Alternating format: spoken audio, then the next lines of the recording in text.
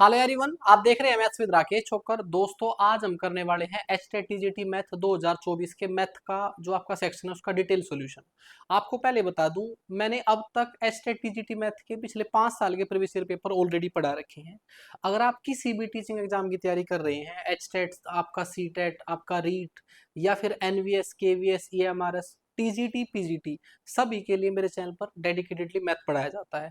तो अगर आप मैथ की तैयारी कर रहे हैं तो मेरे साथ कर सकते हैं। अगर मैं यूट्यूब पर बता दूं आपको, तो मैंने अभी बताया आपको, मैंने सी टेट, एच टेट, आपके रीट के और बाकी केवीएस, एनवीएस सब के प्रीवियस ईयर पेपर अपने यूट्यूब पर पढ़ा रखे हैं। मैं एच टेट, टीजीटी और अगर मैं एच टीजीटी और पीआरटी की बात करूं तो उनके 5-5 साल के प्रीवियस ईयर पढ़ा रखे हैं। ये आज आपका 2024 का जो भी लेटेस्ट पेपर हुआ था उसका सोल्यूशन कराने जा रहा हूँ।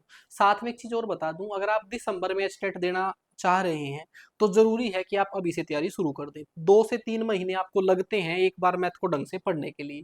अगर आप वो मैथ मेरे साथ पढ़ना चाहते हैं तो इस वीडियो को एज ए डेमो वीडियो समझ सकते हैं आप।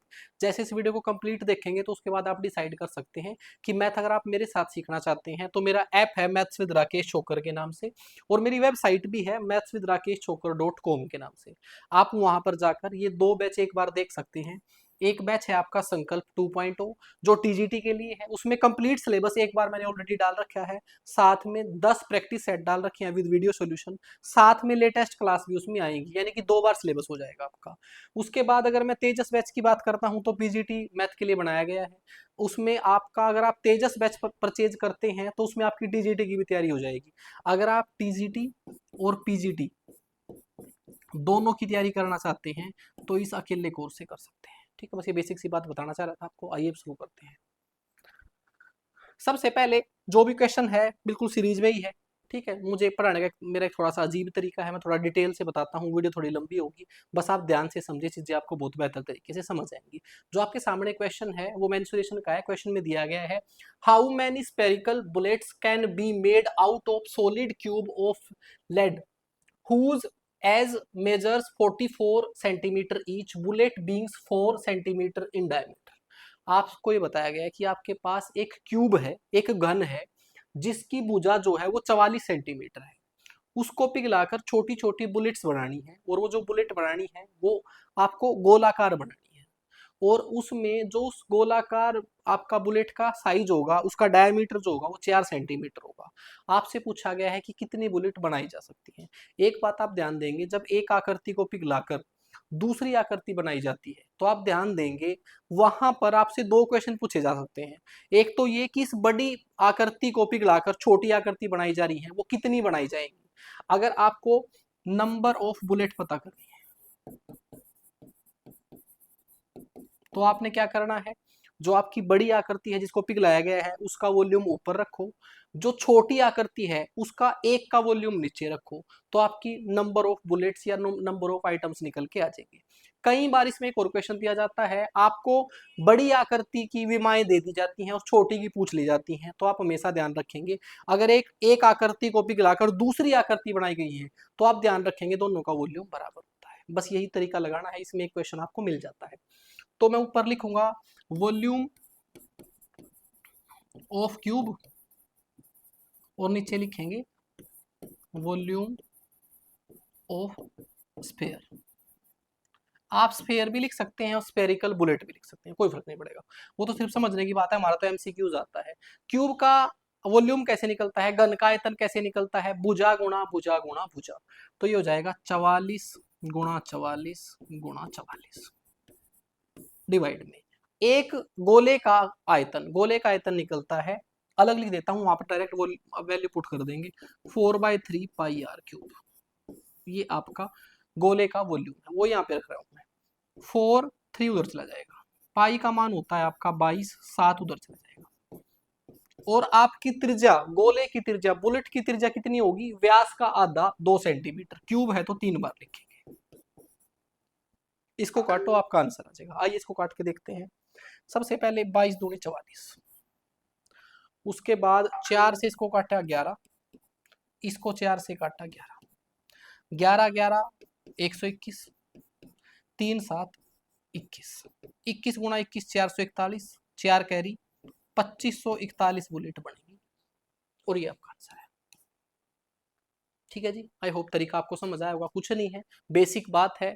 अगर आपको बहुत सारी आकृतियां बनाई गई है एक को पिघलाकर और वो नंबर ऑफ आइटम्स निकालने हैं तो क्या करना है, बड़ी आकृति के वॉल्यूम को छोटी आकृति के वॉल्यूम से डिवाइड कर देना है, आपका आंसर आ जाएगा। तो ये बोलता रहेगा, इसको एक बार बंद कर देता हूँ।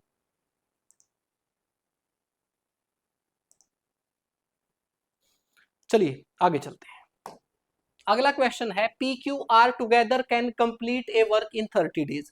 टाइम एंड वर्क का क्वेश्चन आ गया है। मैंने ये जम्बल्ड क्वेश्चन ही रखी है जो सीरियल वाइज ही।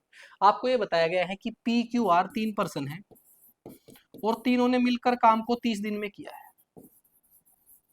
आगे बताया गया है if the ratio of efficiency of P Q R, उनकी एफिशिएंसी का रेशियो दे रखा है पी क्यू आर, इनकी एफिशिएंसी का जो रेशियो है वो है आपका 20, 15 और 12। आगे बताया गया then in how many days R can alone complete the same work, अकेला आर काम को कितने समय में कर लेगा। 3 बंदे हैं पी क्यू आर, मिलके 30 दिन में करते हैं, उनकी एफिशिएंसी ही हमारा 1 डे वर्क होता है। एफिशिएंसी ही हमारा 1 डे वर्क होता है, एक दिन का काम होता है।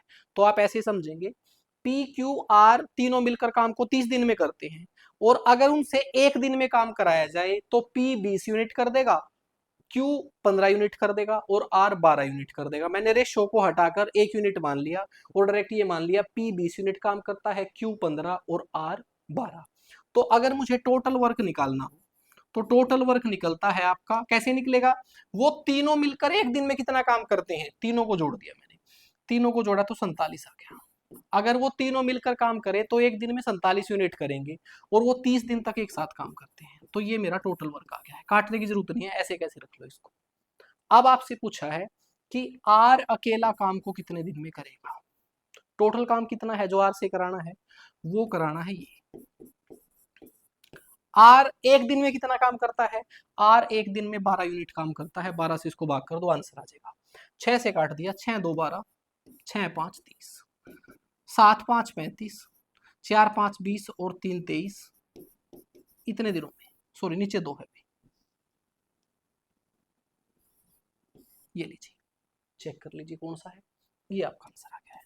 बिल्कुल बेसिक तरीके से बता रहा हूं आपको, हर चीज आपको डिटेल से समझ आएगी। और जो टीचिंग एग्जाम की तैयारी कर रहे हैं वो ज्यादा ट्रिक ट्रिक के चीखे मत मारे, समझे कि आपका जो एग्जाम में क्वेश्चन आते हैं वो एनसीईआरटी बेस्ड होते हैं, उन पे ज्यादा दिमाग लगाने की जरूरत नहीं है। इतना टाइम होता है आपके पास कि थोड़ा सा कंसेप्चुअल पढ़ लो ताकि चीजें आपके लिए बेहतर हो जाए।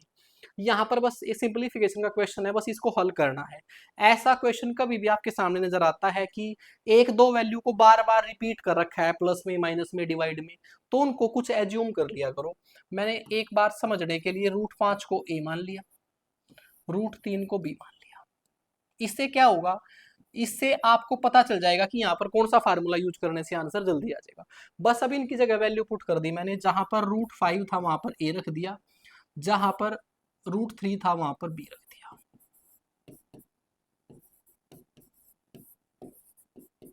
अब मुझे पता चला ये है, इसको हल करना बहुत आसान है। अगर मैं इनका एलसीएम लूंगा तो बेस को मल्टीपल करना पड़ेगा, तो एक फार्मूला होता है हमारा कि A square minus B square हमेशा बराबर होता है a plus B into A minus B के। तो अब अगर मैं इन दोनों को मल्टीपल करूंगा तो ये आ जाएगा, फार्मूले से आ रहा है भाई।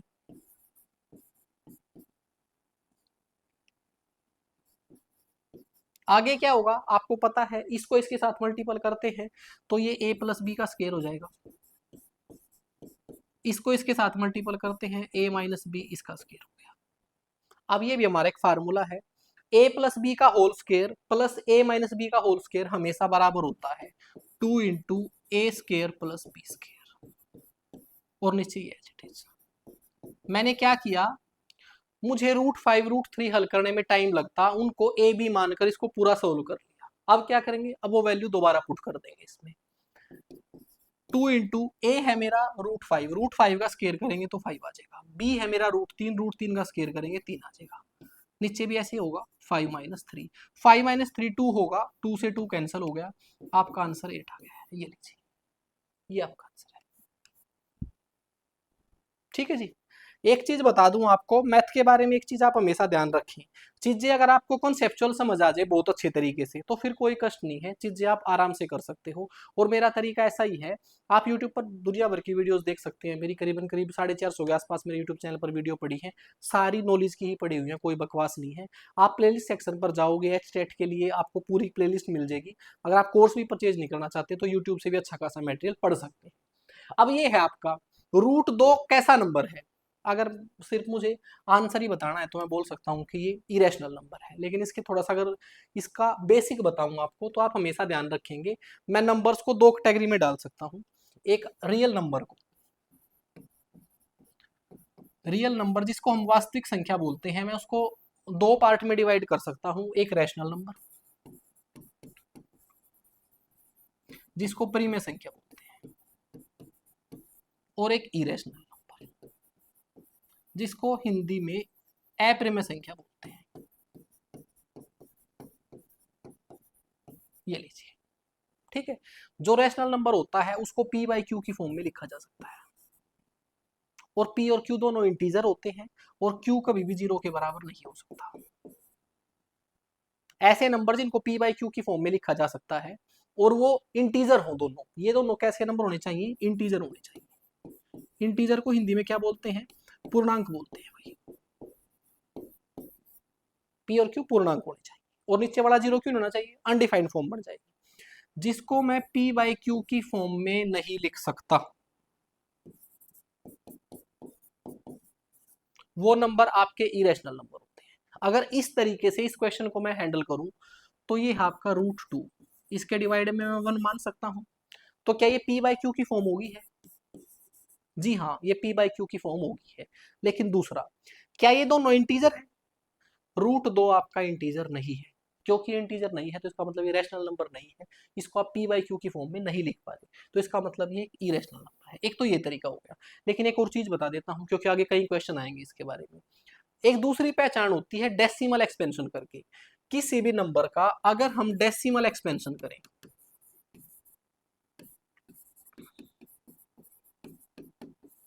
स्पेलिंग कोई भी गलत लिख सकता हूं, मेरी आदत है, ध्यान रखना। अगर आप किसी को दशमलव में बदलते हो, किसी भी रैशनल नंबर को, किसी रैशनल नंबर को अगर आप दशमलव में बदलते हो, उसका डेसिमल एक्सपेंशन करते हो, तो क्या क्या हो सकता है। आप ध्यान रखेंगे किसी भी रैशनल नंबर को, किसी परिमेय संख्या को अगर आप दशमलव में बदलते हो तो या तो वो टर्मिनेट हो जाएगी, और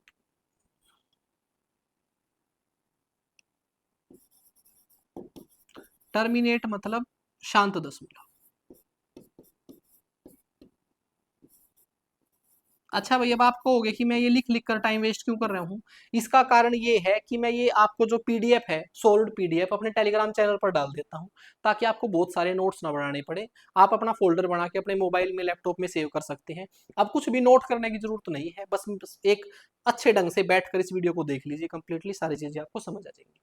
तो जब आप रैशनल नंबर को दशमलव में बदलते हो तो क्या होता है, वो टर्मिनेट हो जाता है। टर्मिनेट होने का मतलब, जब आप डिनोमिनेटर से न्यूमरेटर को डिवाइड करते हो, हर से जब अंश को भाग करते हो तो वो पूरा पूरा भाग हो जाता है, दशमलव एक के बाद दो तीन दशमलव के बाद पूरा पूरा डिवाइड हो जाता है, रिमाइंडर जीरो आ जाता है अगर, तो उसको बोलते हैं टर्मिनेट डेसिमल, आपका शांत दशमलव। ऐसा तभी होता है जब डिनोमिनेटर में दो और पांच की पावर में लिखी हो वैल्यू, या तो दो की पावर में या पांच की पावर में या दोनों की। डिवाइड में या तो दो है या पांच है, या फिर दो और पांच दोनों है और कोई नंबर नहीं है। दो की पावर में कोई नंबर है, पांच की पावर में कोई नंबर है, या दोनों की पावर में नंबर है, ऐसे किसी भी नंबर को आप देखेंगे तो वो आपका शांत दशमलव होता है। अगर वो शांत दशमलव नहीं है तो क्या होगा, वो अगर टर्मिनेट नहीं होगा, अगर वो नॉन टर्मिनेटिंग होगा, अशांत दशमलव होगा, नॉन टर्मिनेटिंग डेसिमल, जिसको बोलते हैं अशांत दशमलव। जो अशांत दशमलव होता है ना, वो फिर आगे क्या होता है, अशांत का मतलब है दशमलव के बाद वो कट नहीं रहा है, रिमाइंडर जीरो नहीं आ रहा, नंबर आते जा रहे हैं, तो क्या होगा, जो दशमलव के बाद भागफल में अंक आएंगे ना वो रिपीट होने लग जाएंगे, वो रिपीटिंग होगा। लेकिन इसको बोलते हैं आवर्ती। भाई दशमलव तो दशमलव के बाद कट तो नहीं रहा, वो रिमाइंडर जीरो तो नहीं आ रहा, लेकिन सेम नंबर रिपीट होने लग जाता है। जैसे कि पहले आ गया 0.033333 तीन ही रिपीट होता जा रहा है। तो रैशनल नंबर के दो ही डेसिमल एक्सपेंशन है, या तो वो कट जाएगा पूरा जीरो रिमाइंडर आ जाएगा, अगर नहीं आएगा तो एक ही नंबर रिपीट होने लग जाएगा। एक तीसरी सिचुएशन होती है जो इरेशनल नंबर के लिए है। अगर इरेशनल नंबर होगा ना तो वो ना तो टर्मिनेट होगा, यानी कि ना तो रिमाइंडर आपका जीरो आएगा और ना ही एक अंक रिपीट होगा, नॉन रिपीटिंग होगा। उसमें वैल्यू रिपीट भी नहीं होगी, इसको बोलते हैं अशांत अनावृत्ति। अशांत अनावृत्ति कहने का मतलब ना तो वो दशमलव के बाद रिपीट होते अंक, ना ही वो टर्मिनेट होता। अब इरेशनल नंबर को हम दो तरीके से पहचान सकते हैं, या तो उसको पी वाई क्यू की फॉर्म में लिख के देख लेंगे, अगर फिर भी मुझे समझ नहीं आ रहा तो अगर वो दशमलव में दे रखा है तो ये बात याद रखेंगे। अब देखो, मैं जब चीज बता रहा हूँ ना, जब मैं यूट्यूब पर आ जाता हूँ पढ़ाने के लिए, तो मेरा मेन लक्ष्य होता है कि कुछ ना कुछ सिखा के जाऊँ आपको। अब जो मैंने सारी चीजें बताई हैं ना, अगर आपने एक बार में समझ ली, एक बच्चे बोलते हैं कि सर मैं जो भी चीज पढ़ता हूँ भूल जाता हूँ, मैथ तो याद रखना ही नहीं है, मैथ को समझना है। जिस चीज को आप समझ लेते हो वो कभी नहीं भूलते, जिस चीज को आप समझते नहीं है, जिसको जो आपने याद रखनी होती है उसी को बोलते हैं। तो आप मैथ को ढंग से समझ लें तो फिर कोई कष्ट नहीं है। The sum of consecutive number from 1 to 50 is, एक से लेकर 50 तक की संख्याओं का योग बताना है कितना है। बहुत सिंपल बात है, आपकी जो लगातार संख्याएं हैं वो इस तरीके से हैं, 1 2 3, इस तरीके से है 50 तक, इनका योग निकालना है। बहुत सारे तरीके हैं। सबसे पहले सिंपल तरीका है, हमने 10वीं कक्षा में एक चैप्टर पढ़ रखा है अर्थमेटिक प्रोग्रेशन, जिसको हम समांतर श्रेणी बोलते हैं। वहां पर हमने ये पढ़ा है कि अगर एक नंबर्स की सीरीज है और जिनके बीच का अंतर बराबर है, इन सभी के बीच का डिफरेंस एक एक है, बराबर है, तो आप उनका योग निकाल सकते हैं। और वहां पर फार्मूला होता है हमारा एसएन, योग निकालने का। मैं इतनी डिटेल से क्यों बता रहा हूँ, एग्जाम में यही काम आएगा आपको।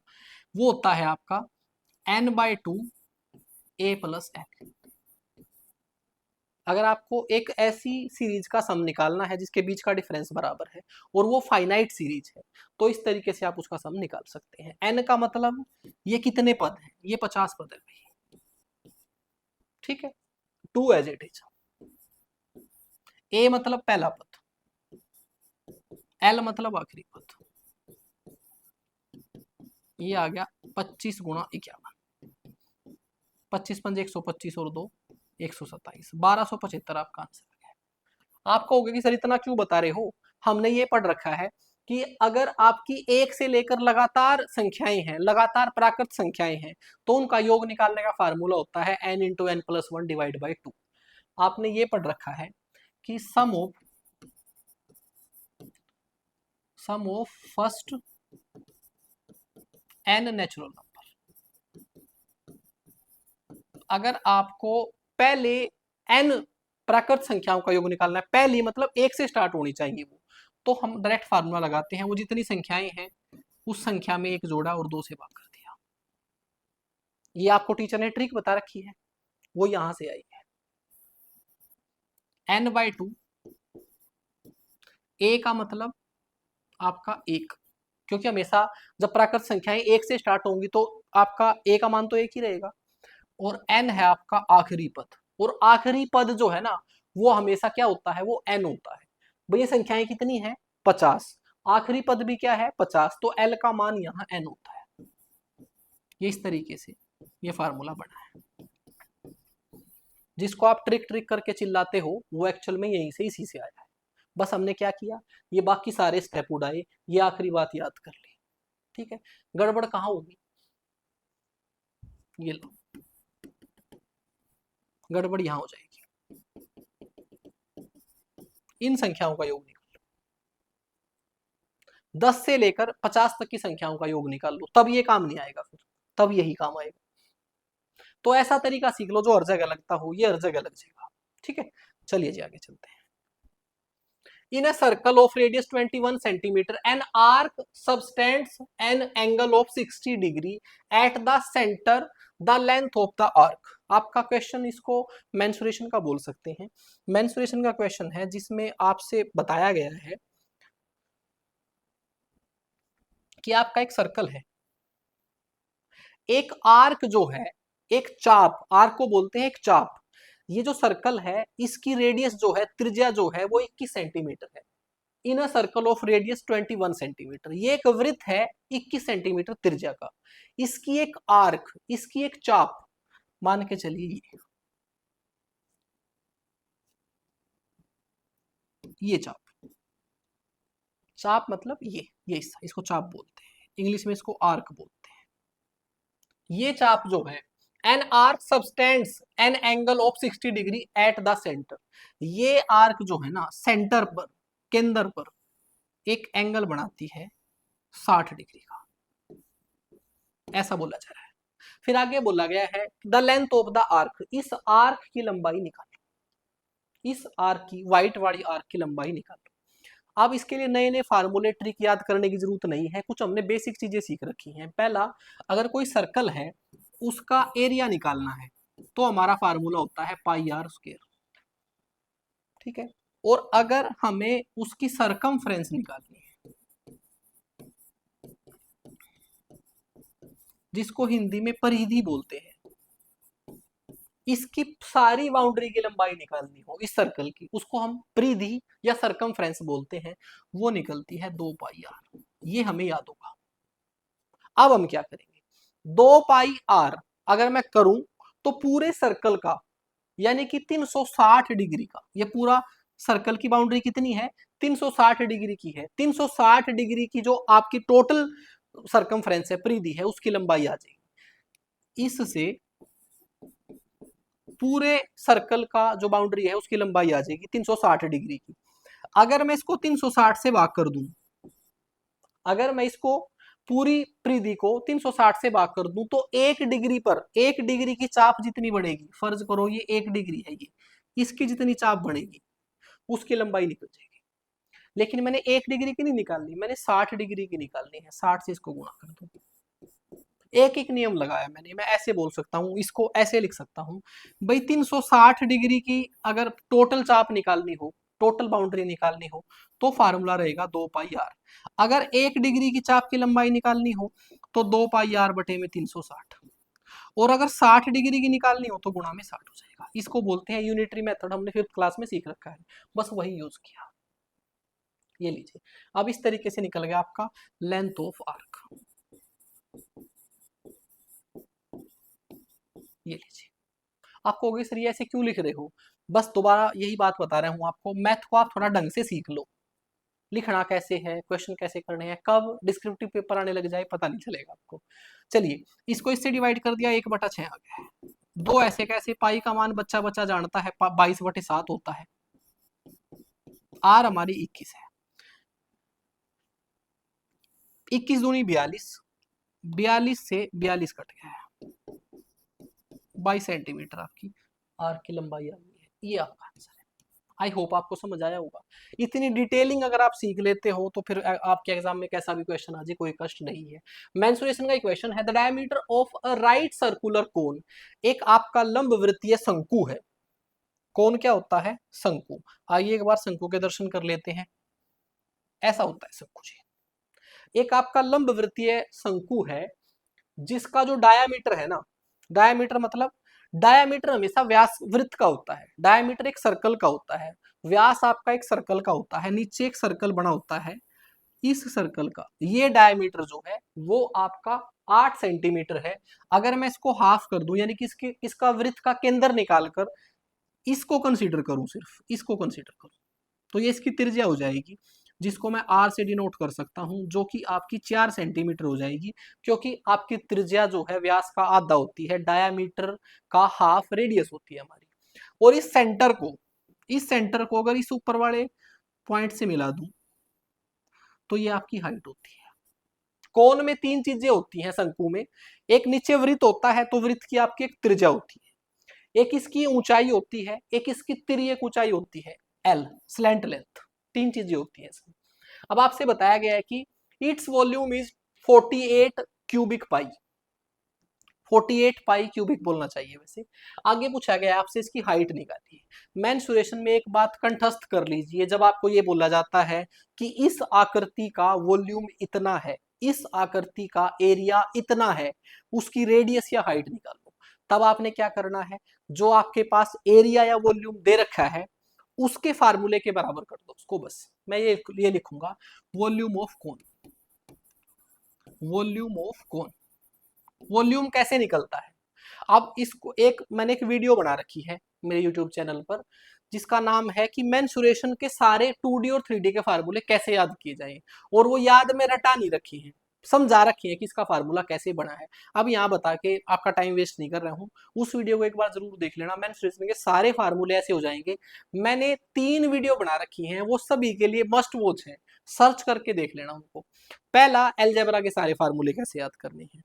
दूसरा, मेंसुरेशन के सारे फार्मूले कैसे याद करने हैं। तीसरा, आपका ट्रिग्नोमेट्री के फार्मूले कैसे याद करने हैं। 3 वीडियो को जरूर देखना, ये बहुत हेल्पफुल रहेंगी आपकी। वॉल्यूम का जो इसका कोन का, शंकु का जो वॉल्यूम निकलता है वो निकलता है आपका 1/3 पाई आर स्क्वायर एच। अब आपको होगा कि सर सस्पेंस क्यों बना रहे हो, यही बता दो फिलहाल के लिए। ये आपका पिरामिड है, आपकी आकृतियों को 2 हिस्सों में बांटा जा सकता है, एक आपका प्रिज्म, एक पिरामिड।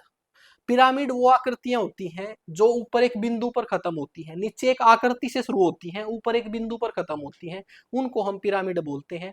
और किसी भी पिरामिड का अगर आपको आयतन निकालना है तो क्या करना है, उसके 1/3, अब इसको ऐसे याद रखेंगे, 1/3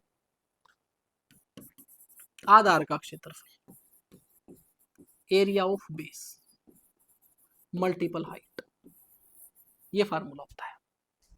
किसी भी पिरामिड का वॉल्यूम निकालना है, 1/3 गुणा में आधार का क्षेत्रफल। आधार है वृत्त, सर्कल है, सर्कल का एरिया निकलता है पाई आर स्क्वायर, और एच ऊंचाई गुणा कर दी, ऐसे ये फार्मूला है। अब इसका वॉल्यूम ऑलरेडी दे रखा है 48 पाई, 48 पाई के बराबर कर दिया, पाई से पाई कैंसिल हो गया।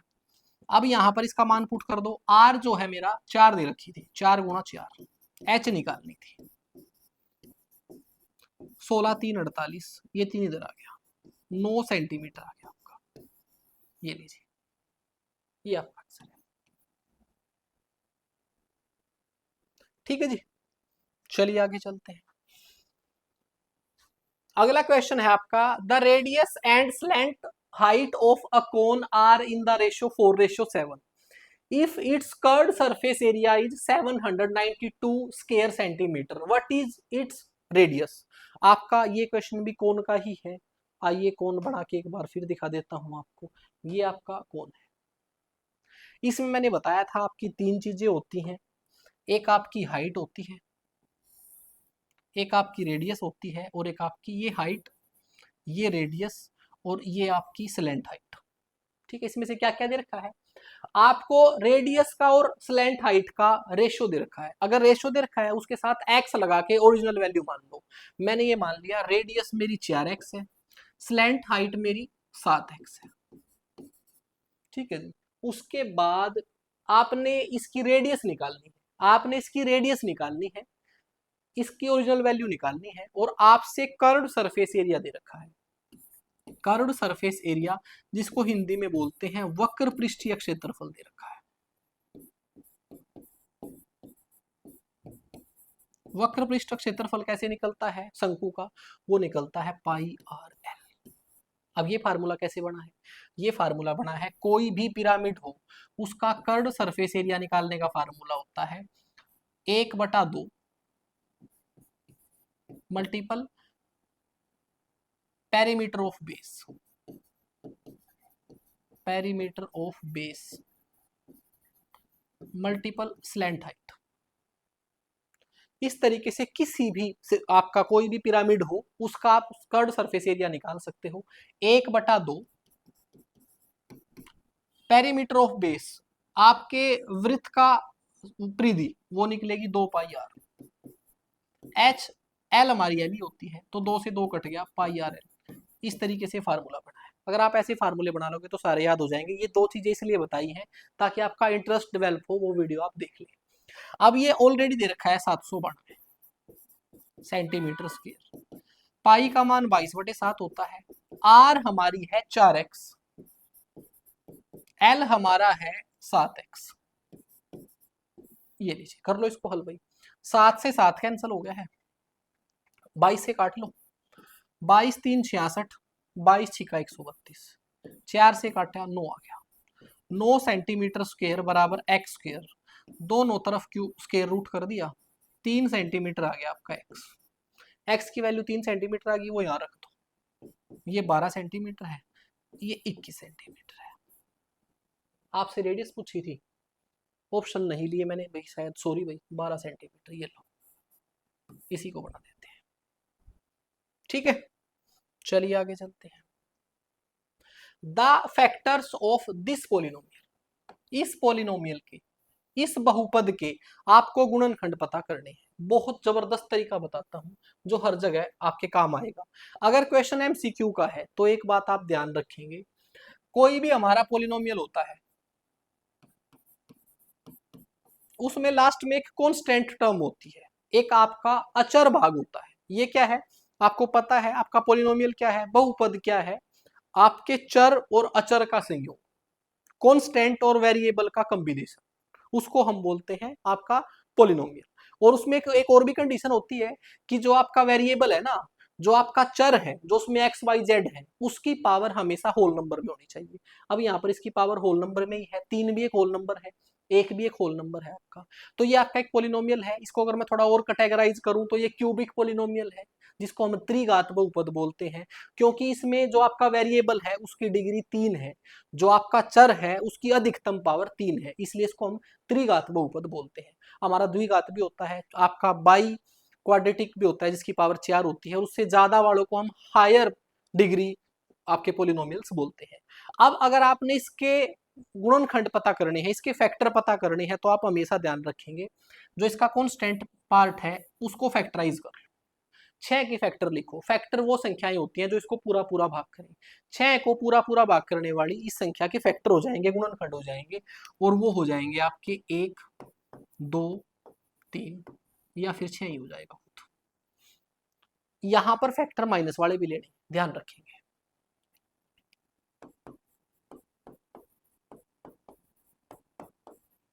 ये लीजिए, अब जो इसके आपके फैक्टर आएंगे वो इनमें से आएंगे। ठीक है, अब कैसे फैक्टर का मुझे कैसा पता चलेगा, आप यहां पर x की वैल्यू इनमें से रखो, जो इसके पूरे के मान को 0 कर दे वही इसका फैक्टर हो जाएगा। x के मान यहां से उठाओ, जो इसको 0 कर देगा वही मेरा आंसर है। मैंने सबसे पहले ये 1 उठाया, मैंने x बराबर 1 रखा, मैंने x बराबर 1 रखा यहां पर, तो क्या होगा, 1 की पावर 3 1, 7 एकम 7, प्लस का 6, आपने देखा ये 0 हो गया, माइनस का 7 प्लस का 7 0 हो गया। अगर x का मान 1 रखने से इस पूरे पोलिनोमियल की वैल्यू 0 हो गई है तो ये इसका आपका शून्यक है। इसका क्या है, ये शून्यक, इंग्लिश में इसको बोलते हैं जीरोस, ये इसका जीरोस है, हिंदी में इसको शून्यक बोलते हैं। और अगर मैं इस 1 को इधर ले आऊं तो ये इसका एक फैक्टर है, गुणनखंड है। ये लीजिए जी, तो मुझे पता चला इसका एक फैक्टर है x माइनस 1, वो ढूंढ लो पहले ऑप्शन में। x माइनस 1 वाले ऑप्शन, ये तो देखो इसमें x माइनस 1 नहीं है, इसको हटा दो। अब ये 3 ऑप्शन है, 1 2 3। अब मैं क्या करूं, अब मुझे एक चीज समझ आ गई, मैं माइनस 1 को चेक करने की जरूरत नहीं है, माइनस 1 इसमें इसमें तीनों में है, माइनस 1 तो मिलेगा ही, माइनस 1 को चेक नहीं करता मैं। मुझे पता है अब जो बाकी बचे हुए ऑप्शन है उनमें सभी में x minus 1 x minus 1 x minus 1 दिया हुआ है, इसका मतलब ये तो डेफिनेटली इसका फैक्टर है। अच्छा, मैंने ये तो चेक ही कर लिया है, मैं क्या बेवकूफ़ी कर रहा हूँ, ऐसा हम कर लेते हैं। x माइनस 1 इसका एक फैक्टर है और वो तीनों में है, अब मैंने ऑप्शन के थ्रू चलना है। अच्छा, इसके कितने फैक्टर आएंगे, इसके मैक्सिमम 3 फैक्टर आ सकते हैं क्योंकि इसकी डिग्री 3 है। अब दूसरा फैक्टर मैं कैसे पता करूं, मैं क्या करूंगा, अब अगला मान रखूंगा x का मान 2, मैंने 2 यहां पर रखा, 2 की पावर 3 8, 2 गुणा 7 14, प्लस में 6, मैंने देखा तो भी 0 आ गया। अगर मैंने x प्लस 2 रखा तो भी 0 आ गया, तो मैं इसको इधर लेके आऊंगा, मुझे एक फैक्टर और पता चल गया, वो है x माइनस 2। अब x माइनस 2 वाले ऑप्शन और देखो, बस ये एक ही बच गया। जिसमें x-1 है और x-2 है, ऐसे एक ही ऑप्शन है मेरे पास, ऑप्शन के थ्रू जाना था, फटाफट हमारा आंसर। कोई बड़ी बात नहीं है, बाकी भी निकाल लेते हैं हम, तरीका आपको पता चल गया है। सबसे बेस्ट तरीका है जो बताया है आपको, आपका कोई भी क्वेश्चन आ जाए, ये कैसा भी बहुपद हो कोई फर्क नहीं पड़ेगा, आपका आंसर आ जाएगा। चलिए आगे चलते हैं। The measure of the angle between the coordinates axis, जो आपके दो निर्देशांक होते हैं एक्स एक्सिस और वाई एक्सिस, उनके बीच का एंगल पूछा जा रहा है। बच्चा बच्चा जानता है 90 डिग्री होता है। आपके ये कोऑर्डिनेट एक्सिस होते हैं, इनको बोलते हैं कोऑर्डिनेट एक्सिस, इंग्लिश में, हिंदी में बोलते हैं निर्देशांक अक्षांश। और इनके बीच का अक्ष, इनके बीच का एंगल जो होता है वो 90 डिग्री होता है। बच्चा बच्चा जानता है इस बात को। चलिए आगे चलते हैं। If the mean of this ungrouped data, if the mean of this ungrouped data is 8, इस जो ये आपके ऑब्जर्वेशंस दिए हुए हैं, जो आंकड़े दिए हुए हैं, इनका मीन, इनका मध्य जो है वो 8 है। आपसे पी का मान पूछा गया है। स्टैटिस्टिक्स पे मैंने एक वीडियो बना रखी है 3-4 घंटे की, आप उसको देख सकते हैं, यूट्यूब पर पड़ी हुई है। मैंने बताया था कि आप डेटा को दो पार्ट में डिवाइड कर सकते हैं, एक आपका ग्रुप्ड डेटा, एक अनग्रुप्ड डेटा। ये आपका अनग्रुप्ड डेटा है। अगर अनग्रुप्ड डेटा का आपने मीन निकालना है, जिसको हिंदी में माध्य बोलते हैं, वो बिल्कुल एवरेज की तरह है। Sum of all observations divide by number of observations, ये होता है आपका, ठीक है। और ये मीन ऑलरेडी 8 दे रखा है आपको। सम ऑफ ऑल ऑब्जर्वेशंस, सभी आंकड़ों को जोड़ लीजिए। 7 और 4 11 और 10 21, 10 और 10 20 और 7 27 प्लस पी, ये सारे आंकड़े आपके जुड़ गए हैं। डिवाइड में आपके नंबर ऑफ ऑब्जर्वेशंस, जितने आंकड़े हैं, कितने हैं, 1 2 3 4 5, 5 है भाई। ये इधर आया 40 माइनस 27 बराबर पी। पी की वैल्यू आपकी 13 आ गई है, ये लीजिए, ठीक है। चलिए आगे चलते हैं। यदि x-3 is a factor of this polynomial, इस बहुपद का गुणनखंड है x-3, तो आपसे पूछा है a का मान बताओ। ये तो मैं सिखा चुका हूं आपको। एक्स स्क्वायर माइनस ए एक्स माइनस 15, इसका फैक्टर है x-3। अगर ये इसका फैक्टर है तो मुझे पता है, अगर मैं इसको 0 के बराबर करूं और x का मान निकाल लूं, तो ये x का मान इसमें रखने से ये पूरा पोलिनोमियल 0 हो जाएगा। मैंने अभी बताया आपको, अगर आपके पास फैक्टर दे रखा है उसका, तो वहां से x का मान निकाल लो, और ये x का मान इसके अंदर रख दोगे आप, तो क्या होगा, ये पूरा पोलिनोमियल का मान 0 हो जाएगा। अगर इसको ऐसे लिखते हैं, अगर आपके पास एक fx पोलिनोमियल है, तो x का मान अगर आप इसमें 3 रख दो, तो ये पूरी वैल्यू 0 हो जाएगी। रखो इसमें 3, 3 दूनी सॉरी 3 तिया 9, 3a माइनस 15, ये किसके बराबर होना चाहिए, 0 के बराबर होना चाहिए।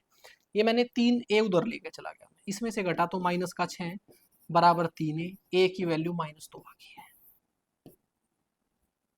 ये लीजिए जी, बहुत आसान पेपर आया हुआ था आपका। अगर मैं इसके कंपैरिजन में 2023 वाला पेपर बताऊं आपको, तो वो थोड़ा ठीक था। मैंने 2023 वाला पढ़ा रखा है, मैंने 2018 से लेकर सारे पढ़ा रखे हैं, उनको आप देख लेना। प्रीवियस ईयर पेपर जरूर देखने चाहिए हमें। एक चीज बताऊं मैं आपको, किसी भी एग्जाम को, किसी भी कॉम्पिटेटिव एग्जाम को क्वालिफाई करने के हमारे पास 3 तरीके होते हैं। पहला, उसका सिलेबस अच्छे तरीके से समझ लो। आपको पता होना चाहिए आपको किस लेवल का मैथ पढ़ना है। आपका सिलेबस में 10th तक का मैथ दे रखा है, 12th तक का दे रखा है, ग्रेजुएशन तक का दे रखा है। दूसरा स्टेप, उसके जितने प्रीवियस ईयर पेपर आप लगा सकते हैं, जितने आपके सोशल मीडिया पर अवेलेबल हैं, जितने नेट आपको गूगल से मिल जाते हैं, वो सारे ले लो और उन सभी को लगाओ। ये 2 काम करने से आपको एग्जैक्टली पता चल जाएगा कि आपको कितने मैथ के कॉन्सेप्ट क्लियर करने हैं। बस फिर आपके पास कैटेगरी डिफाइन होगी है, उतने मैथ के कॉन्सेप्ट अच्छे तरीके से कीजिए और प्रैक्टिस कीजिए, आपका एग्जाम क्वालिफाई हो जाएगा। What is the median of the following data, इस डेटा का आपने मीडियन निकालना है। ये भी आपका अनग्रुप्ड डेटा है, स्टैटिस्टिक्स का क्वेश्चन है। मीडियन मतलब होती है माध्यिका। माध्यिका निकालने का तरीका होता है, जो ये आपका अनग्रुप्ड डेटा दिया हुआ है, आपके इस तरीके से अव्यवस्थित आपके आंकड़े दिए हुए हैं, इनकी संख्या n है।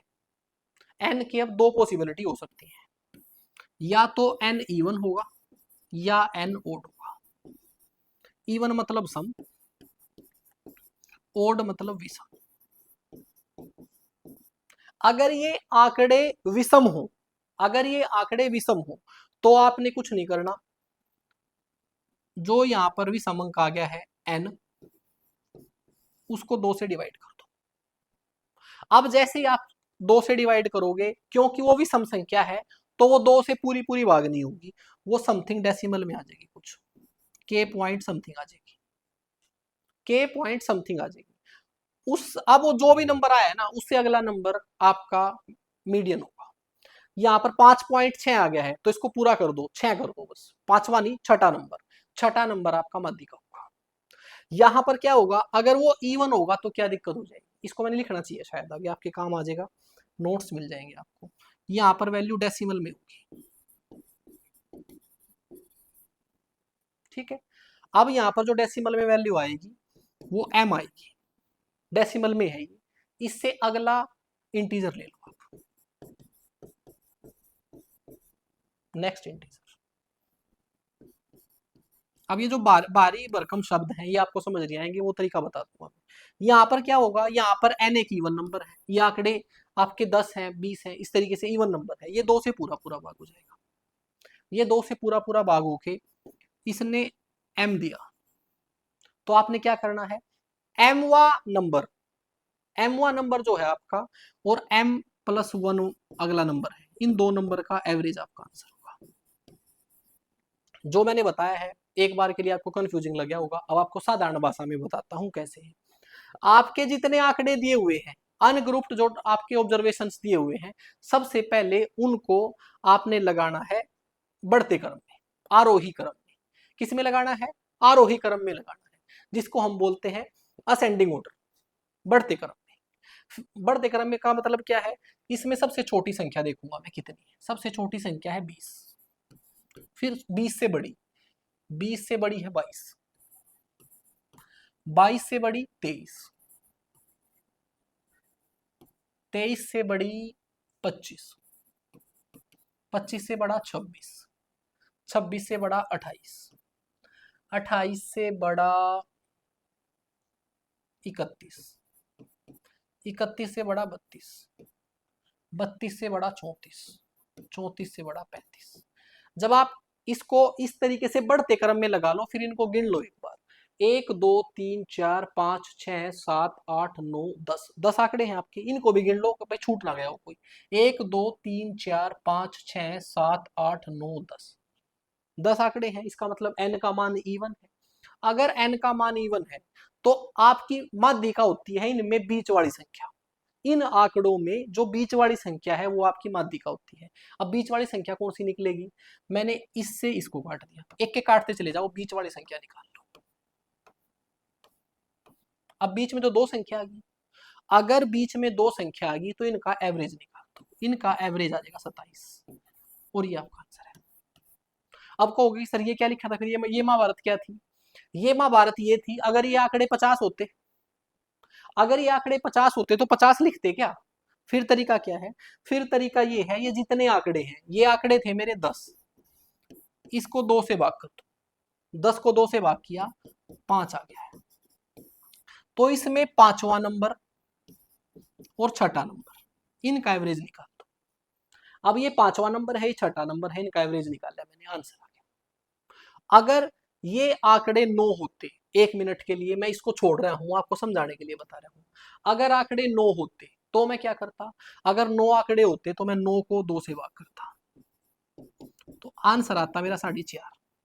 तो 4.5 नहीं, एक पूर्णांक ले लिया मैंने, जो पांचवा नंबर है वही आपका माध्यिका हो जाएगा। बात समझ आई, ये इसलिए है। और थोड़े से आंकड़े लिखे हुए हैं तो दोनों तरफ से काटते चले जाओ, बीच में एक नंबर बचता है तो माध्यिका है, दो बचता है तो उनका एवरेज निकाल दो। ठीक है जी, चलिए आगे चलते हैं। ये आपका सिंप्लीफिकेशन का क्वेश्चन है, सिंप्लीफिकेशन का क्वेश्चन है, इसको हल करना है, ये सीरीज का क्वेश्चन है, सीरीज मल्टीप्लीकेशन में आ जाए देखो सीरीज अगर आपकी प्लस और माइनस में है तो वो आपका अर्थमेटिक प्रोग्रेशन का क्वेश्चन हो सकता है, सीक्वेंस सीरीज का क्वेश्चन हो सकता है। लेकिन अगर मल्टीपल में आ जाए तो कुछ नहीं है वो, उसको बस थोड़ा सा हल करो, एक पैटर्न मिल जाएगा और आंसर निकलेगा। इसको हल किया 4/5 आ गया, इसको हल किया 5/6 आ गया, इसको हल किया 6/7 आ गया। आगे फिर सारे नंबर ऐसे लिखे हुए हैं, फिर लास्ट वाला नंबर बता दिया, इसको मैं हल करूंगा। इससे पहला नंबर लिखता हूं ताकि आपको चीजें बेहतर समझ आए।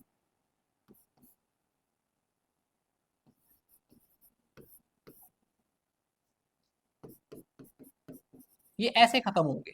इसको मैं क्या लिखूंगा, इसको मैं लिखूंगा 98/99, इसको मैं क्या लिखूंगा 99/100, और ये बाकी नंबर ऐसे लिखे रहेंगे। अब आप नोट करेंगे एक पैटर्न, ये सारे नंबर ऐसे कटते जा रहे हैं, ये सारे ऐसे कटेंगे, ऐसे कटेंगे। तो इसमें क्या होगा, ये एक तो पहले वाला नंबर बचेगा और एक ये लास्ट वाला नंबर बचेगा। ये मल्टीपल वाली सीरीज में आपको ऐसा पैटर्न मिलेगा। सबसे पहले आपने ये देखना है कि ये सीरीज मल्टीपल वाली है क्या, तो आप ध्यान रखेंगे कैसा पैटर्न बनता नजर आएगा आपको, या तो ये ऐसे कट जाएंगे या फिर ऐसे कट जाएंगे। तो ये आ गया आपका 1/25, ये आपका आंसर है। ठीक है जी, चलिए आगे चलते हैं। The area of the base of a right circular cylinder is 154 square centimetre. एक लंब वृत्तीय बेलन, एक लंब वृत्तीय बेलन के आधार का क्षेत्रफल, आधार का क्षेत्रफल 154 वर्ग सेंटीमीटर है। And it's height is 15 centimetre, इसकी ऊंचाई 15 सेंटीमीटर है। What is the volume of cylinder, cylinder का वॉल्यूम निकालिए। ये बेलन वो नहीं है जो औरतें घर पर इस्तेमाल करती हैं, ये बेलन हमारा ये है। ठीक है, इसको हम सिलेंडर बोलते हैं। इसमें क्या क्या होता है, ये सिलेंडर जो आपका सिलेंडर होता है, मैंने बताया था सभी आकृतियों को हम दो पार्ट में डिवाइड कर सकते हैं, एक आपका प्रिज्म, एक पिरामिड। प्रिज्म, पिरामिड में बता चुका हूं, प्रिज्म वो आकृति होती है जिनका बेस और टॉप सेम होता है, नीचे भी वही सर्कल है, बिल्कुल आइडेंटिकल सर्कल ऊपर है। तो इसमें बेलन में क्या क्या है, दो सर्कल हैं बिल्कुल सेम आइडेंटिकल, और एक इसकी हाइट है। ठीक है, आइए एक बार सही दर्शन करा देते हैं आपको। ये लीजिए, दोनों सर्कल की रेडियस मिलेगी आपको एक तो, और दोनों की सेम होगी, ध्यान रखेंगे, और एक ऊंचाई होगी। अगर मैं इसके फार्मूलों की बात करता हूं तो प्रिज्म के फार्मूले ऐसे बनते हैं। अगर आपको इसका कर्व्ड सरफेस एरिया निकालना है, कर्व्ड सरफेस एरिया बोले तो इसका वक्र पृष्ठ क्षेत्रफल, इस हिस्से का क्षेत्रफल, तो वो निकलेगा आपका आधार का परिमाप बे perimeter of base, perimeter of base multiple height. इसके बेस का पेरीमीटर, इसके वृत्त का अगर मैं परिधि निकाल लूं तो 2πr होती है, और मल्टीपल h। तो इस तरीके से 2πr/h आपने फार्मूला पढ़ा होगा। बेलन का वक्र पृष्ठ क्षेत्रफल आ गया है। अगर आपको वॉल्यूम निकालना है तो आधार का क्षेत्रफल, आधार का क्षेत्रफल वृत्त का क्षेत्रफल गुणा में ऊंचाई, इस तरीके से इसके फार्मूले बने हैं। अब आपको बताया गया है कि इसके आधार का क्षेत्रफल दिया हुआ है।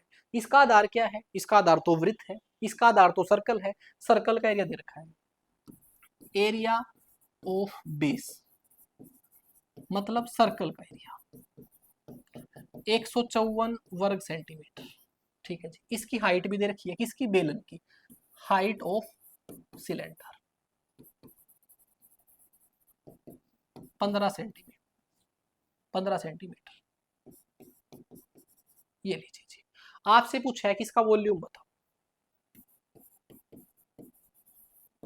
वॉल्यूम का फार्मूला था आधार का क्षेत्रफल गुणा में ऊंचाई, वो तो दे रखा है भाई, आधार का क्षेत्रफल गुणा में ऊंचाई। आंसर आ गया 15 × 4 60, 15 15 225, 6 231, ये आपका आंसर है। ये लीजिए, ठीक है जी, चलिए आगे चलते हैं। Two numbers are chosen from the first 50 natural numbers. What is the probability of both the, ये गलत है भाई, आगे पूरा लिखा नहीं हुआ है। What is the probability of both the numbers are prime number?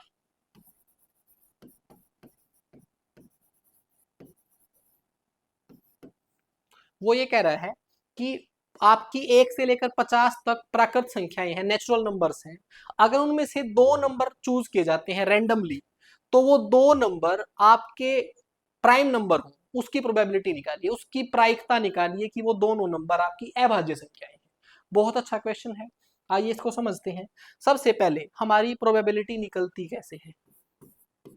हमारी प्रोबेबिलिटी निकलती है आपका पॉसिबल आउटकम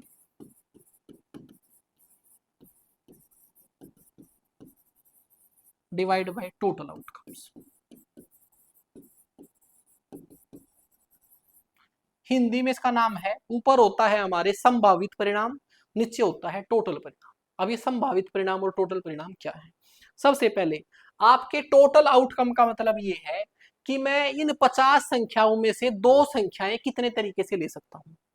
मेरे पास 50 संख्याएं हैं, उनमें से मैं 2 संख्याएं कितने तरीकों से ले सकता हूं, वो हो गया हमारे टोटल आउटकम। भाई सबसे पहले बात यह है, मेरे पास 50 नंबर रखे हुए हैं, मैंने उसमें से 2 नंबर निकालने हैं। वो 2 नंबर मैं कितने तरीकों से निकाल सकता हूं, टोटल आउटकम, सारे परिणाम क्या क्या हो सकते हैं। तो यहाँ पर थोड़ा सा हमारा परमुटेशन कॉम्बिनेशन लगेगा, उसकी भी आपको यूट्यूब पर वीडियो मिल जाएगी। तो अगर आप इसका वो निकालना चाहते हो, टोटल नंबर ऑफ आउटकम्स निकालना चाहते हो, या फिर ये पता करना चाहते हो 50 नंबर में से 2 नंबर कितने तरीकों से सिलेक्ट किए जा सकते हैं, तो कॉम्बिनेशन लगेगा हमारा एनसीआर। एन मतलब टोटल नंबर कितने हमारे 50, उसमें से कितने सिलेक्ट करने हैं हमने, 2 सिलेक्ट करने हैं। तो अब इसका तरीका क्या होता है, अगर आपने कॉम्बिनेशन निकालना है, बहुत आसान तरीका है। यहां पर पैरों में क्या लिखा हुआ है, 2 लिखा हुआ है, तो 50 के 2 पद लिखो घटते क्रम में, एक 50 और 50 से अगला पद होगा घटते क्रम में 49, और नीचे लिखो 2 को, यहां 2 भी हो सकता है, 3 भी हो सकता है, 5 भी हो सकता है, इसको घटते क्रम में तब तक लिखो जब तक 1 नहीं आता। ये लीजिए, इतने तरीकों से मैं टोटल आपकी 2-2 नंबर चूज कर सकता हूं। टोटल आपके आउटकम्स आ गए हैं, 50 संख्याओं में से 2 संख्याएं इतने तरीकों से सिलेक्ट कर सकता हूं मैं। इसको आप हल भी कर सकते हैं काट कर, कोई बड़ी बात नहीं है, लेकिन अभी इसको फिलहाल ऐसे ही रखते हैं। फिर आगे बोला गया है पॉसिबल आउटकम्स। पॉसिबल मतलब मुझे क्या चाहिए, मुझे सारी संख्याएं तो चाहिए नहीं, मुझे चाहिए कि मैं जो 2 नंबर निकाल लूं वो दोनों प्राइम नंबर, जो मैं 2 नंबर निकाल लूं वो दोनों आपके प्राइम नंबर हो, अभाज्य संख्या हो। अब इसके लिए एक तो आपको ये बात पता होनी चाहिए कि 1 से लेकर 50 तक आपकी कितनी अभाज्य संख्याएं होती हैं। उसके लिए मैंने एक नंबर याद करा रखा है आपको हमेशा, वैसे 50 होती हैं, आपको डायरेक्टली पता होना चाहिए। अगर आप इसको लिखने लग गए यहाँ पर 1 से लेकर 50 तक की अभाज्य संख्याएं, तो सारा टाइम यही चला जाएगा आपका। तो आपने याद रखना है एक नंबर 44, 22, 322, 321। इनके ऊपर आपने अंकित करना है 10, 20, 30, 40, इस तरीके से 10, 20, 30, 40, 50, 60, 70, 80, 90, 100। इन सभी को नीचे वाले नंबर्स को जोड़ेंगे तो 25 आएगा। तो कोई आपसे पूछता है 1 से लेकर 100 तक आपकी कितनी अभाज्य संख्याएं होती हैं, तो 25 होती हैं। अगर आपसे पूछे 10 तक कितनी होती हैं, 4 होती हैं। अगर आपसे पूछे 11 से लेकर 20 तक कितनी होती हैं, 4 होती हैं। अगर आपसे पूछे 50 तक कितनी होती हैं, तो 50 तक होती हैं 4 + 4 8 और 2 10 और 2 12 और 3 15। 50 तक आपकी 15 अभाज्य संख्याएं प्राइम नंबर होते हैं। चलो जी, पता चल गया मुझे। अब मुझे पता चल गया कि 50 में से 2 नंबर सिलेक्ट करे जा सकते हैं इतने तरीकों से। मुझे सारे नंबर नहीं चाहिए, मैं ये चाहता हूं मैं जब भी नंबर निकाल लूं तो प्राइम नंबर ही आए। मैंने प्रोबेबिलिटी निकालनी है प्राइम नंबर की। अगर मैं ये चाहता हूं कि मैं जब भी नंबर निकाल लूं प्राइम नंबर ही आए, तो उसके लिए मैं ये कह रहा हूं कि अब मुझे इन 15 नंबर में से ही 2 नंबर लेने हैं। मैं जब भी हाथ डाल लूं तो प्राइम नंबर ही आए, तो वो प्राइम नंबर्स में से ही आएगा, अलग से तो नहीं आएगा। तो अब मैं उन 50 नंबर को नहीं ले सकता, मुझे बस वो सारे प्राइम नंबर लेने। भाई ये 15 प्राइम नंबर है, इनमें से ही मैंने 2 छांटने हैं, यहीं से ही सारे प्राइम नंबर आएंगे। अब 15C2 क्या होगा, मैंने बताया था, आप नीचे देख लो पैरों में क्या लिखा हुआ है, 2 लिखा हुआ है, तो 15 के घटते क्रम में 2 पद लिखो। इसको तब तक लिखो घटते क्रम में जब तक 1 नहीं आता। अब इसका मतलब ये आपके पॉसिबल आउटकम है, ये आपके टोटल आउटकम है। ठीक है जी, बस पॉसिबल आउटकम मैं जो भी सिलेक्ट करूं प्राइम नंबर ही आए, उसके लिए टोटल आपके ये आउटकम आएंगे। मैं 50 संख्याओं में से दो संख्या कितने तरीकों से ले सकता हूं, तो ये आएगा, 2 से 2 कैंसिल हो गया। ठीक है जी, काट लो इसको।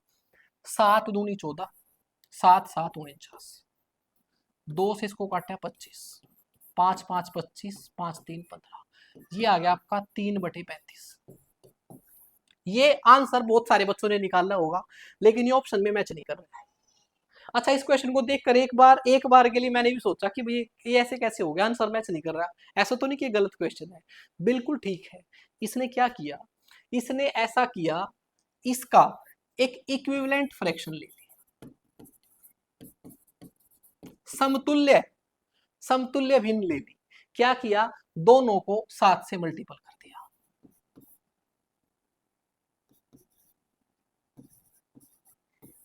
ये आंसर मैच कर रहा है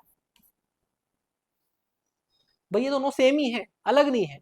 आप अगर एक भिन्न के अंश और हर को किसी भी संख्या से गुणा या भाग करो, उस भिन्न पर कोई फर्क नहीं पड़ेगा। उसको हम क्या बोलते हैं, उसकी समतुल्य भिन्न, इक्विवेलेंट फ्रैक्शंस बोलते हैं। तो ये सेम मैच नहीं कर रहा है, लेकिन इसकी एक समतुल्य भिन्न मैच कर रही है, मतलब एक ही है। ठीक है जी, चलिए आगे चलते हैं। The value of √2 up to 3 decimal places is. √2 को अगर मैं डेसिमल में चेंज करूं तो 3 दशमलव तक क्या आएगा वो, पहले ये बताओ √2 कैसा नंबर है। √2 एक इरेशनल नंबर है, मैंने बताया था अभी थोड़ी देर पहले, एक अपरिमेय संख्या है, और फिर मैंने उनका डेसिमल एक्सपेंशन बताया था। अगर √2 को मैं दशमलव में चेंज करूं तो मुझे क्या करना पड़ेगा, ऐसे समझ लीजिए, इसको मुझे 1 से भाग करना पड़ेगा। भाई न्यूमरेटर को डिनोमिनेटर से भाग करके उसको दशमलव में बदलते हैं, √2 को 1 से भाग करना पड़ेगा। दूसरा तरीका, इसको रूट से बाहर निकाल के लिखो। तो ये जब रूट से बाहर आएगा, तो मैंने बताया था आपको, अगर आप इसको 1 से भाग करोगे, अगर आप इसको 1 से भाग करते हो तो ये टर्मिनेट नहीं होगा। अगर आप इसको 1 से भाग करते हो तो टर्मिनेट नहीं होगा। मैंने बताया था, जब डिनोमिनेटर में 2 या 5 होंगे तभी वो टर्मिनेट होगा, 2 और 5 नहीं होंगे तो वो क्या होगा, आपका नॉन टर्मिनेटिंग होगा। अब वो रिपीटिंग होगा या नॉन रिपीटिंग होगा, वो इस बात पे निर्भर करता है ये नंबर कैसा है। ये नंबर इरेशनल नंबर है, तो ये दशमलव के बाद नंबर आते ही चले जाएंगे, कभी खत्म नहीं होगा। इसलिए उसने खुद ही पूछ लिया आपसे कि भाई 3 दशमलव तक ही बताओ। इसका तरीका बच्चों बच्चों को पता है, ये आंसर भी याद है। आपका √2 की वैल्यू होती है 1.414। करने का तरीका क्या होता है, करने का तरीका होता है ये,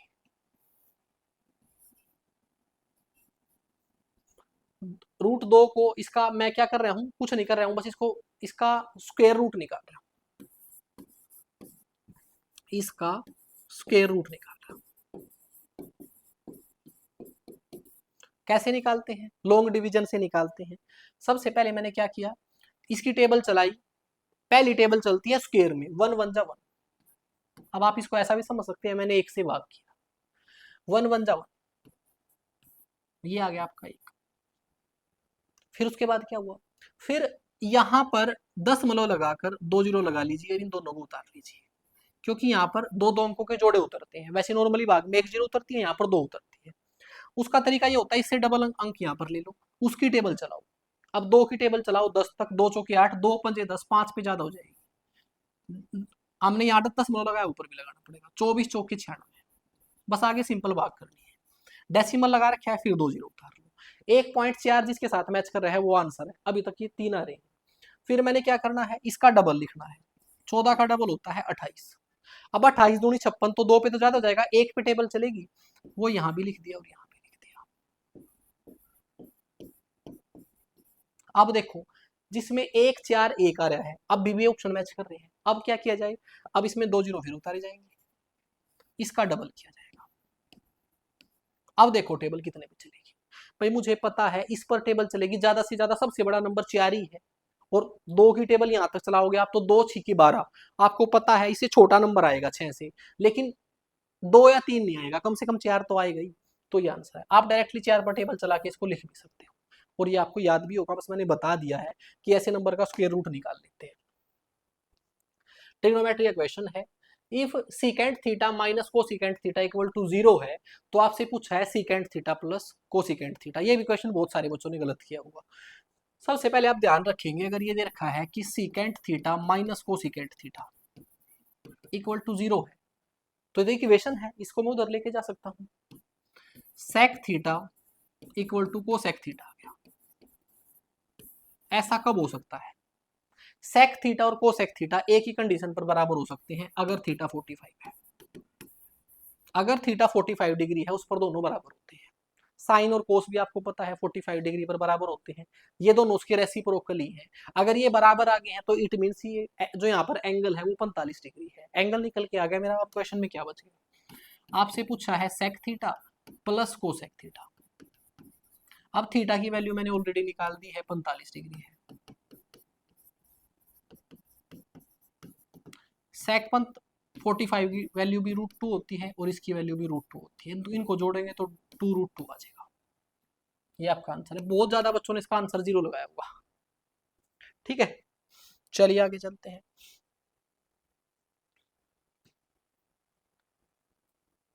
ये शायद सेम क्वेश्चन रिपीट हो गया है अभी गलती से।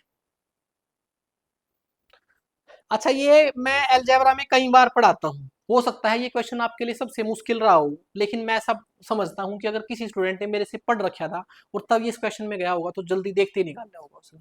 मैंने आपको ये बताया था, जब मैं अलजेब्रा के फार्मूले याद कराता हूँ, मैंने अभी वीडियो भी रेफर करी आपको कि आपने अलजेब्रा के फार्मूले कैसे याद करने हैं, उसमें है ये।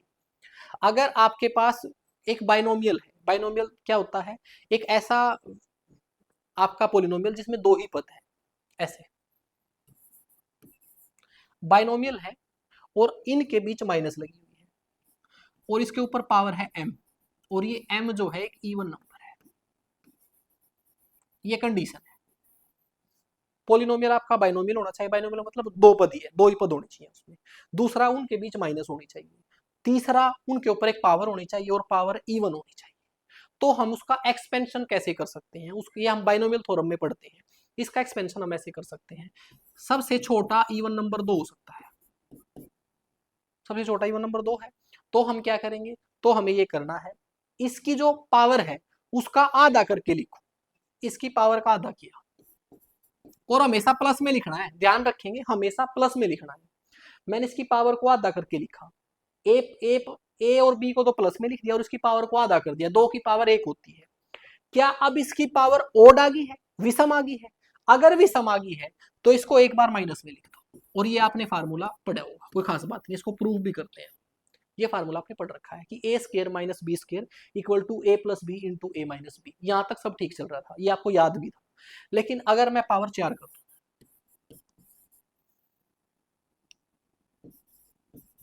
आप इस फॉर्मूले से भी इसको हल कर सकते हैं, लेकिन मैं एक दूसरा तरीका सिखा रहा हूं। ऐसा कहीं भी इवन पावर हो, कितनी बड़ी भी हो, उसको आप देखते लिख सकते हैं। यही कंडीशन लगाते हैं। मैंने ये कहा इनको प्लस में लिखो और पावर आधी कर दो। ये लीजिए जी। अब अगर इसकी पावर इवन है तो यही प्रोसेस दोबारा करो। अगर इनकी पावर अब भी सम संख्या है तो इस प्रोसेस को दोबारा करो। मैंने दोबारा पावर आधी कर दी। क्या अब इसकी पावर ओड आ गई है? अब इनको एक बार माइनस में लिख दो। ये लीजिए, ठीक है जी। अगर पावर 8 हो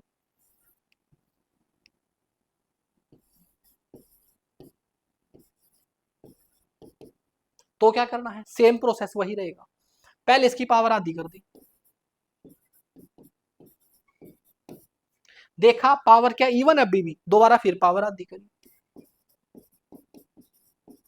देखा पावर अभी भी इवन है। जब तक पावर इवन रहेगी प्लस रहेगा बस। अब फिर इसकी पावर आधी कर दी, मैंने देखा अब पावर ओड आ गई है, अब इसको माइनस में लिख दिया। यही पूछ रखा है आपसे।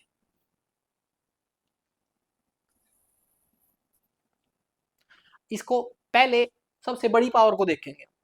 सबसे बड़ी पावर 4 है, बीच में प्लस है, इसकी पावर को आधा किया, अभी भी प्लस रहेगा क्योंकि पावर इवन है।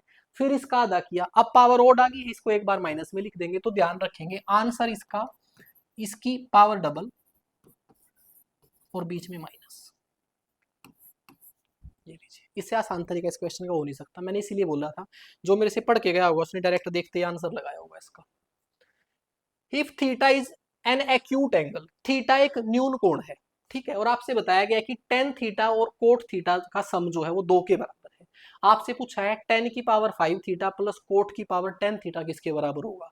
जब पावर अजीब सी दे रखी हो, पावर 17, पावर 18, पावर 25, पावर 30, आपको पता है उन पावर को आप हल नहीं कर सकते। टी रेशो का यूज करके तो हल नहीं कर सकते, वहां पर आपको एंगल ही वो इस तरीके से दे देगा कि आप तुरंत बता दोगे। मुझे पता है कि अगर टेन थीटा और कोट थीटा का सम 2 रहा होगा, इसका मतलब इसका भी मान 1 रहा होगा और इसका भी 1 रहा होगा, और 1 मान तो थीटा 45 पे रहता है इनका, तो इसका मतलब थीटा का मान 45 है। इसमें रखो 10 की पावर 5 है लेकिन यहाँ पर 45 डिग्री है, 1 की पावर 5 करेंगे 1 ही रहेगा। कोट 45 की भी वैल्यू 1 ही रहेगी, उसकी पावर 10 कर देंगे, क्या ही फर्क पड़ेगा। ये लीजिए, ठीक है, चलिए आगे चलते हैं। ये लास्ट क्वेश्चन है भाई, हम इसको 3 सेगमेंट में करेंगे, 20-20 क्वेश्चन करके। 60 क्वेश्चन है ना, हमारा 1 घंटा हो गया है, ज्यादा लंबी क्लास नहीं रखते हैं। 20 क्वेश्चन, फिर 20 क्वेश्चन और फिर 20 क्वेश्चन, इस तरीके से करेंगे। क्वेश्चन में दिया गया है the highest common factor HCF निकालना है इन 3 संख्याओं का। HCF बोले तो वो बड़ी से बड़ी संख्या जो इन तीनों को भाग करती है, वो सबसे बड़ी संख्या जो इन तीनों को भाग करती है। भाग तो इनको 2 भी कर रही है, भाग तो इनको 3 भी कर रही है, लेकिन सबसे बड़ी संख्या कौन सी भाग कर रही है इनको? सबसे बड़ी संख्या इनको 6 भाग कर रही है, 6 इनका HCF है। चलिए दोस्तों, फिर आज के लिए इतना ही। मैंने आपसे लगभग 20 क्वेश्चन कराए हैं अगर मैं गलत नहीं हूँ, बाकी हम अगले 20 दोबारा करेंगे।